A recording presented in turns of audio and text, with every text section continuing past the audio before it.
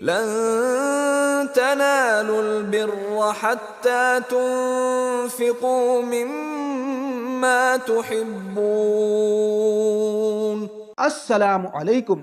इस वीडियो में हम चौथे पारे के हिफ्ज को हल करने जा रहे हैं और चौथे पारे की मुतशाबिहात को पेश करने जा रहे हैं। उसकी तरतीब ये होगी, आयते मुतशाबिहात को तिलावत किया जाएगा और स्क्रीन पर पूरे कुरान करीम से उसकी मुतशाबिहात को पेश किया जाएगा। आपसे गुजारिश है बगाव समात फरमाएं और ध्यान से मुताला फरमाएं और इस वीडियो को अपने दोस्तों, रिश्तेदारों और तलबा में जरूर शेयर करें। जज़ाकुमुल्लाहु ताला अहसनल जज़ा। वमा तुन्फिकू मिन शैइन फ़इन्नल्लाह बिही अलीम। फीही आयातुन बय्यिनातुन मक़ामु इब्राहीम वमन दख़लहु कान आमिना वलिल्लाहि अलन्नासि हिज्जुल बैति मन इस्तताअ इलैहि सबीला वमन कफ़र फ़इन्नल्लाह गनिय्युन अनिल आलमीन। قل يا أهل الكتاب لم تكفرون بآيات الله والله شهيد على ما تعملون قل يا أهل الكتاب لم تصدون عن سبيل الله من آمن تبغونها عوجا وأنتم شهداء وما الله بغافل عما تعملون يا أيها الذين آمنوا إن تطيعوا فريقا من الذين أوتوا الكتاب يردوكم بعد إيمانكم كافرين واعتصموا بحبل الله جميعا ولا تفرقوا واذكروا نعمة الله عليكم إذ كنتم أعداء فألف بين قلوبكم فأصبحتم بنعمته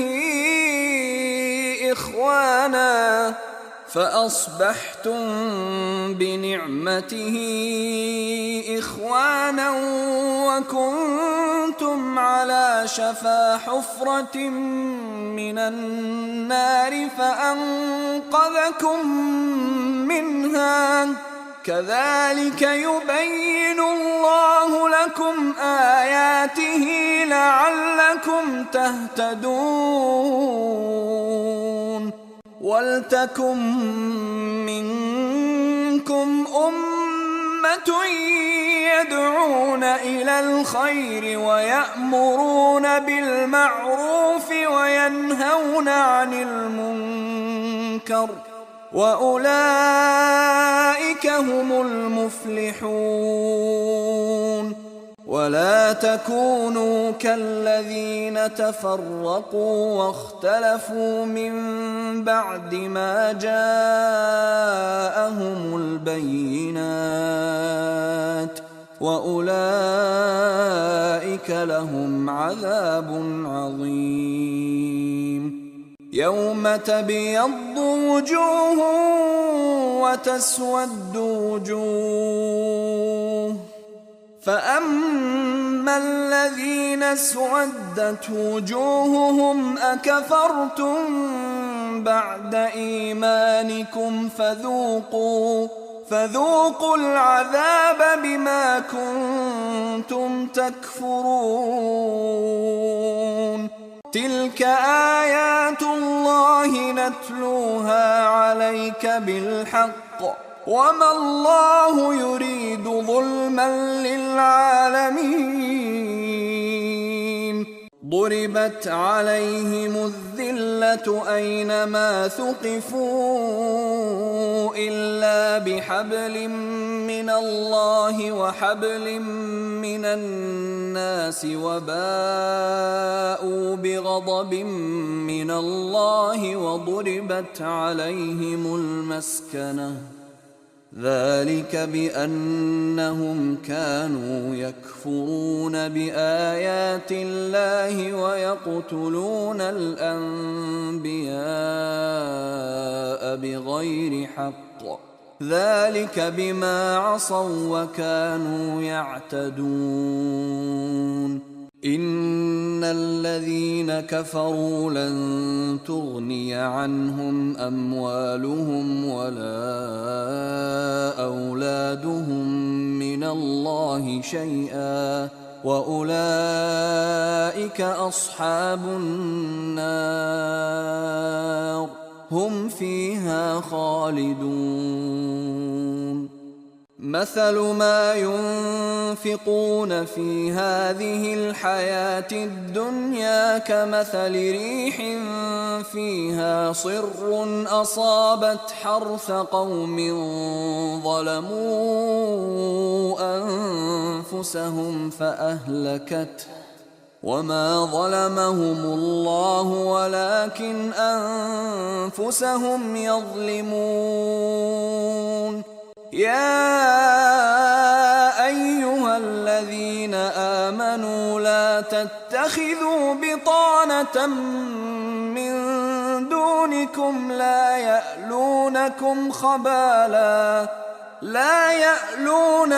خبالا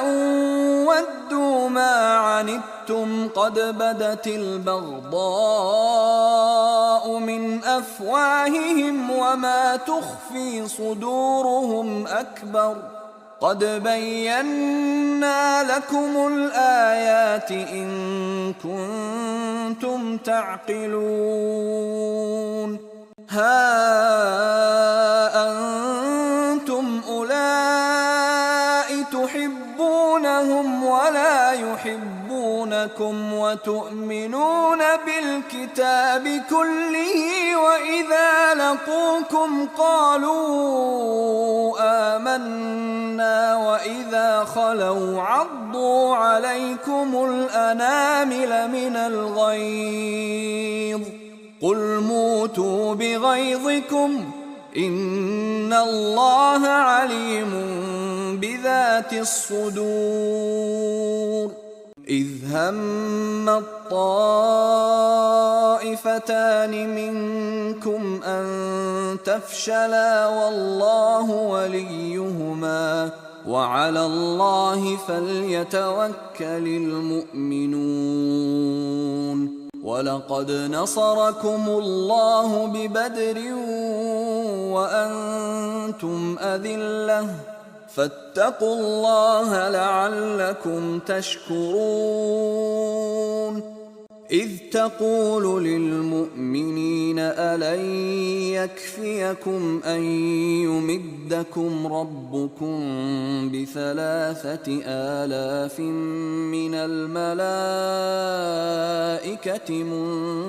منزلين وما جعله الله إلا بشرى لكم ولتطمئن قلوبكم به وما النصر إلا من عند الله العزيز الحكيم ولله ما في السماوات وما في الأرض يغفر لمن يشاء ويعذب من يشاء والله غفور رحيم واتقوا النار التي أعدت للكافرين وأطيعوا الله والرسول لعلكم ترحمون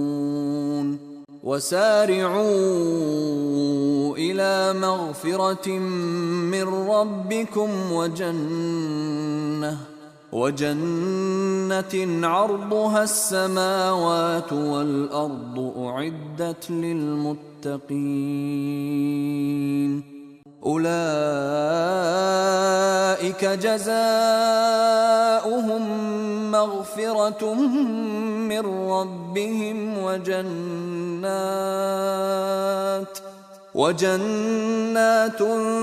تجري من تحتها الأنهار خالدين فيها ونعم أجر العاملين قد خلت من قبلكم سنن فسيروا في الأرض فانظروا كيف كان عاقبة المكذبين هذا بيان للناس وهدى وموعظة للمتقين أم حسبتم أن تدخلوا الجنة ولما يعلم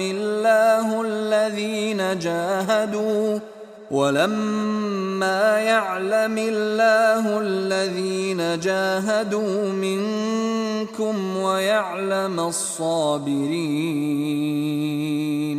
وما كان لنفس أن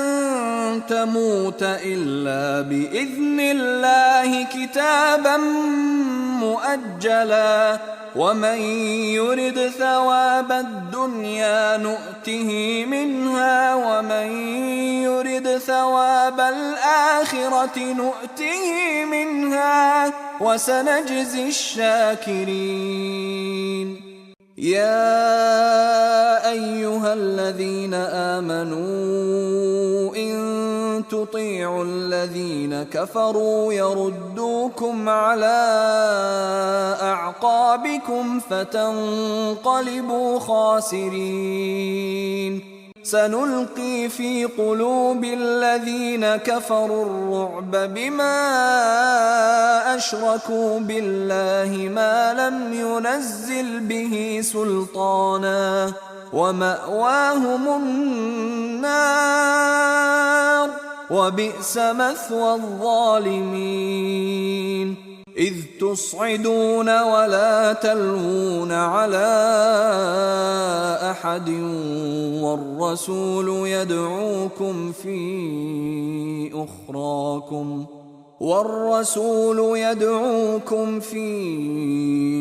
أخراكم فأثابكم غما بغم لكي لا تحزنوا على ما فاتكم ولا ما أصابكم والله خبير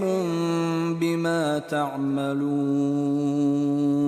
إن الذين تولوا منكم يوم التقى الجمعان إنما استزلهم الشيطان ببعض ما كسبوا ولقد عفى الله عنهم إن الله غفور حليم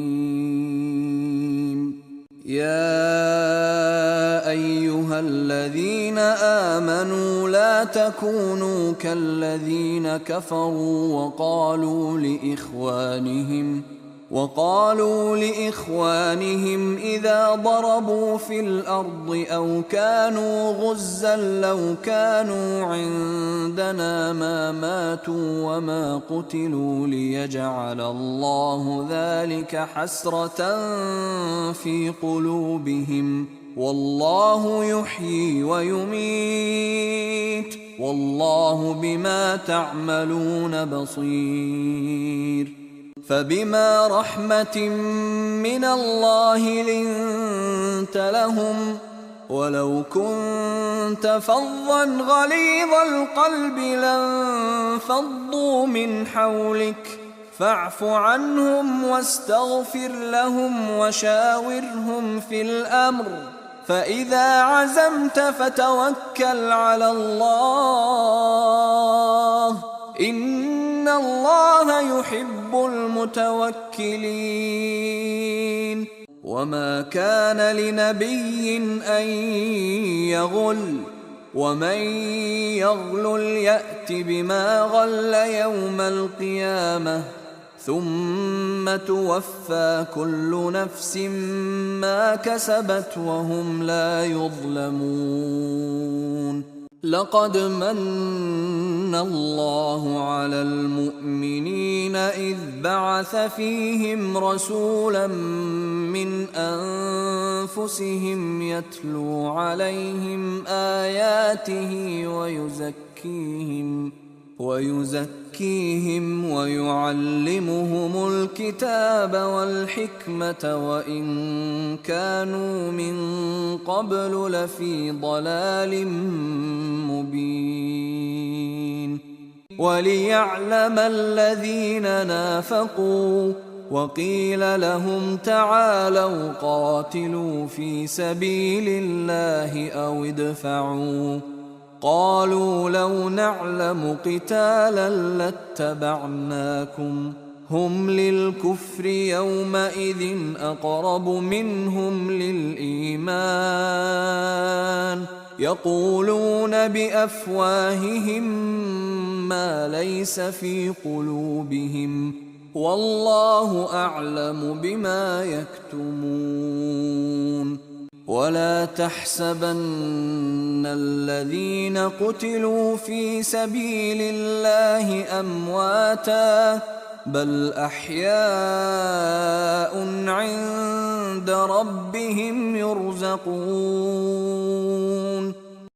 يستبشرون بنعمة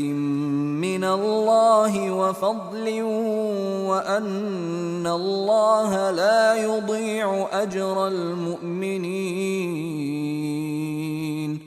ولا يحسبن الذين كفروا أنما نملي لهم خير لأنفسهم إنما نملي لهم ليزدادوا إثما ولهم عذاب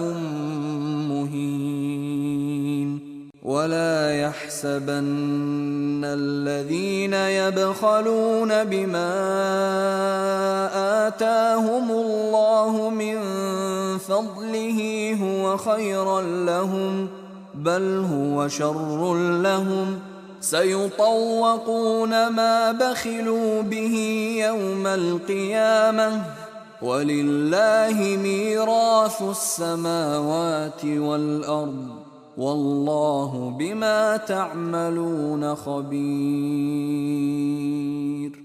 لقد سمع الله قول الذين قالوا إن الله فقير ونحن أغنياء سنكتب ما قالوا وقتلهم الأنبياء بغير حق ونقول ذوقوا عذاب الحريق ذلك بما قدمت أيديكم وأن الله ليس بظلام للعبيد. فإن كذبوك فقد كذب رسل من قبلك جاءوا بالبينات والزبر والكتاب المنير كل نفس ذائقة الموت وإنما توفون أجوركم يوم القيامة فمن زحزح عن النار وأدخل الجنة فقد فاز وما الحياة الدنيا إلا متاع الغرور. لتبلون في أموالكم أنفسكم ولتسمعن من الذين أوتوا الكتاب من قبلكم ومن الذين أشركوا أذى كثيرا وإن تصبروا وتتقوا فإن ذلك من عزم الأمور. وإذ أخذ الله ميثاق الذين أوتوا الكتاب لتبيننه للناس ولا تكتمونه فنبذوه وراء ظهورهم واشتروا به ثمنا قليلا فبئس ما يشترون. لا تحسبن الذين يفرحون بما أتوا ويحبون أن يحمدوا بما لم يفعلوا فلا تحسبنهم بمفازة من العذاب ولهم عذاب أليم. إن في خلق السماوات والأرض واختلاف الليل والنهار لآيات لأولي الألباب الذين يذكرون الله قياما وقعودا وعلى جنوبهم ويتفكرون في خلق السماوات والأرض ربنا ما خلقت هذا باطلا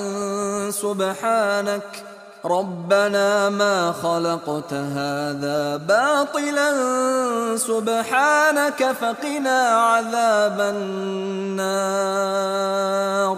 ربنا وآتنا ما وعدتنا على رسلك ولا تخزنا يوم القيامة إنك لا تخلف الميعاد. فاستجاب لهم ربهم أني لا أضيع عمل عامل منكم من ذكر أو أنثى بعضكم من بعض فالذين هاجروا وأخرجوا من ديارهم وأوذوا في سبيلي وقاتلوا وقتلوا لأكفرن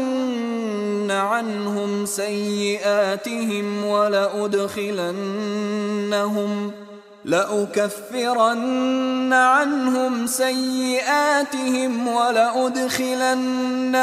جنات تجري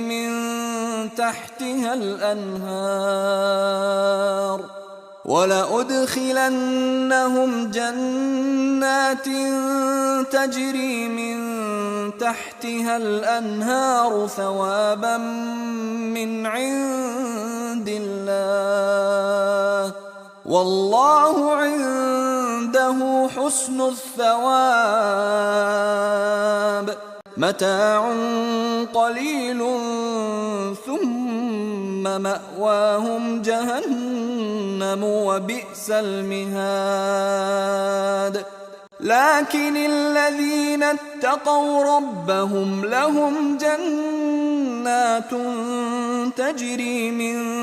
تحتها الأنهار خالدين فيها نزلا من عند الله وما عند الله خير للأبرار. يا أيها الناس اتقوا ربكم الذي خلقكم من نفس واحدة وخلق منها زوجها وبث منهما رجالا كثيرا ونساء واتقوا الله الذي تساءلون به والأرحام إن الله كان عليكم رقيبا. للرجال نصيب مما ترك الوالدان والأقربون، وللنساء نصيب مما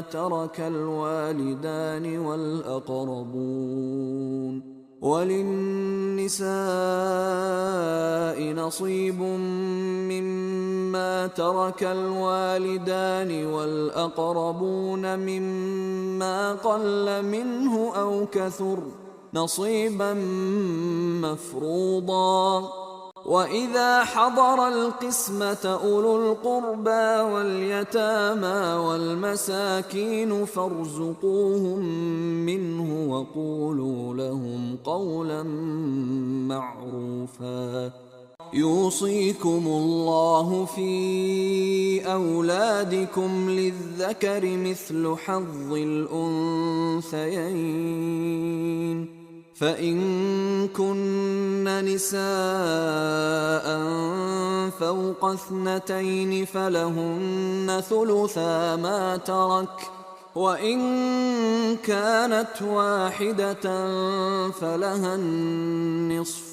ولأبويه لكل واحد منهما السدس مما ترك إن كان له ولد، فإن لم يكن له ولد وورثه أبواه فلأمه الثلث، فإن كان له إخوة فلأمه السدس من بعد وصية يوصي بها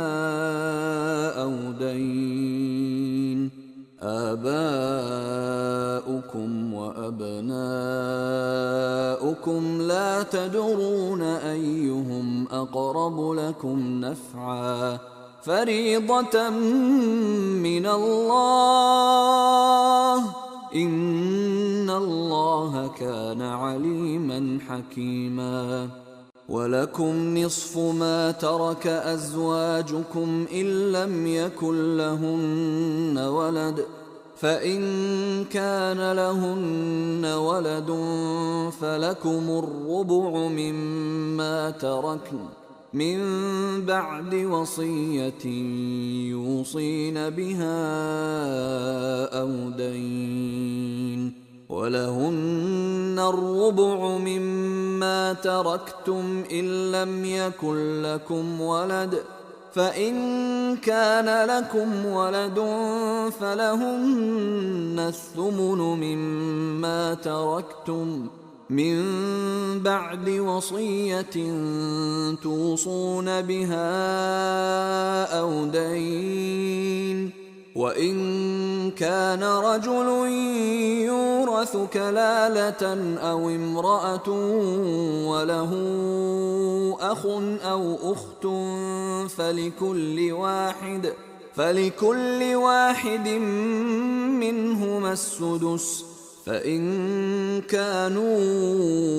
أكثر من ذلك فهم شركاء في الثلث من بعد وصية يوصى بها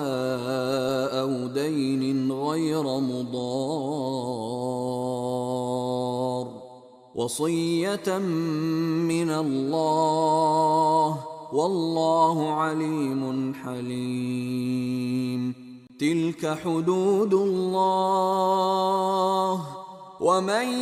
يطع الله ورسوله يدخله جنات تجري من تحتها الأنهار خالدين فيها، وذلك الفوز العظيم. ومن يعص الله ورسوله ويتعد حدوده يدخله نارا خالدا فيها وله عذاب مهين. إنما التوبة على الله للذين يعملون السوء بجهالة ثم يتوبون من قريب فأولئك يتوب الله عليهم وكان الله عليما حكيما. وليست التوبة للذين يعملون السيئات حتى إذا حضر أحدهم الموت قال إني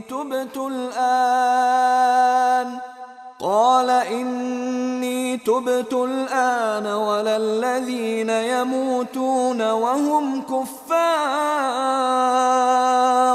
أولئك أعتدنا لهم عذابا أليما. وكيف تأخذونه وقد أفضى بعضكم إلى بعض